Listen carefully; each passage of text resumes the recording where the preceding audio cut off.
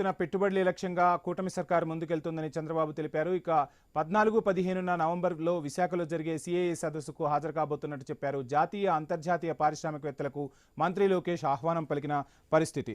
భారత ఆర్థిక సాంకేతిక ప్రగతిలో అగ్రగామిగా ప్రతిష్ఠించడమే లక్ష్యంగా ఆంధ్రప్రదేశ్ను ముందుకెళ్తున్నట్టుగా చెప్పుకొచ్చారు.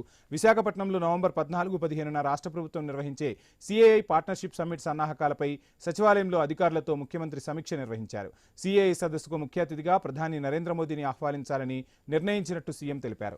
అలాగే వివిధ దేశాల వాణిజ్య మంత్రులను, లీడింగ్ గ్లోబల్ సీఈఓలను ఆహ్వానించాలని నిర్దేశించారు. దేశ విదేశాలకు చెందిన పారిశ్రామికవేత్తలు, పాలసీ థింకర్లు, అకాడమిక్స్కు సదస్సులో ప్రాధాన్యం ఇవ్వాలని సూచించారు Chandrababu. Global tech transformation, global trust పెంచుకోవడం, గ్లోబల్ ట్రేడ్లో దేశం వాటా పెరగడం సదస్సు లక్ష్యంగా ఉండాలని తెలిపారు. అతిథులకు అన్ని సౌకర్యాలతో ఆతిథ్యం ఇచ్చేలా ఏర్పాట్లు చేయాలని, విశాఖ నగరాన్ని మరింత సుందరంగా తీర్చిదిద్దాలని ఆదేశాలు జారీ చేశారు సీఎం. ఇక గ్రీన్ ఎనర్జీ రంగంలో ఏపీ దేశానికి ఆదర్శంగా నిలుస్తోందన్నారు సీఎం చంద్రబాబు. గూగుల్ వంటి అంతర్జాతీయ సాంకేతిక దిగ్గజ సంస్థలు రాష్ట్రానికి వస్తున్నాయని తెలిపారు. రాష్ట్రం త్వరలోనే కృత్రిమ మేధస్సు, ఇన్నోవేషన్ హబ్గా మారనుందన్నారు. సదస్సులో ఈ అంశాలు, రాష్ట్ర ఆకాంక్షలు ప్రతిబింబించాలని సూచించారు. సదస్సు ఏర్పాట్లకు సమయం తక్కువ ఉన్నందున వేగంగా పనులు పూర్తి చేయాలని తెలిపారు. సిఐఐ భాగస్వామ్య సదస్సు నవ్యాంధ్రప్రదేశ్లో నిర్వహించడం ఇది 4వసారి.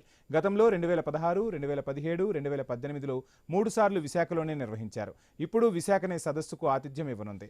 ఈసారి సిఐఐ సదస్సు technology, trust, trade, navigating the geo economic order థీమ్తో మొత్తం 13 సెషన్లుగా జరగనుంది.